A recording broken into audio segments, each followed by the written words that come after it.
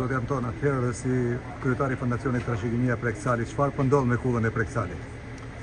Po, në fakt, pikësynimi gjithësisht fillimi i organizimit të këtij fondacioni ka qenë pikërisht deri komit Prenksali.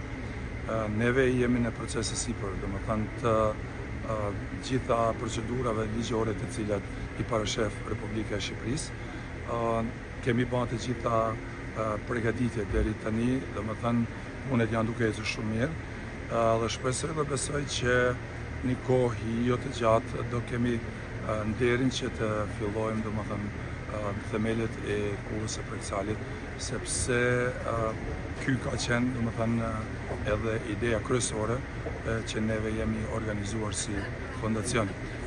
Do t'ju siguroj dhe t'ju njoftoj se në këtë fondacion ka shqiptarë nga të gjitha troje shqiptare, sepse Preksali nuk ishte vetëm një majsi smale, Preksali ishte i të gjithë shqiptarëve dhe ai luftoi që të gjithë jetës së tij t'i shtoj gjithësisht të mbrojë troje shqiptare, dhe ne si pasardhës të tij dhe gjithë së bashkut e kemi për detyrë që populli që jeton në këtë troje, në këtë vise, në farë mënyrë të ndihmojmë me aq sa kemi mundësi, qoftë në pyetje me shëndetësinë, qoftë në pyetje me arsimin, dhe në qoftë se Preksali dikur i mbrojti këto troje me gjak dhe me pushk, neve do të mundohemi të mbrojmë me mendje, me pen dhe me kulturë dhe qoftë duke ndihmuar në mënyra të ndryshme.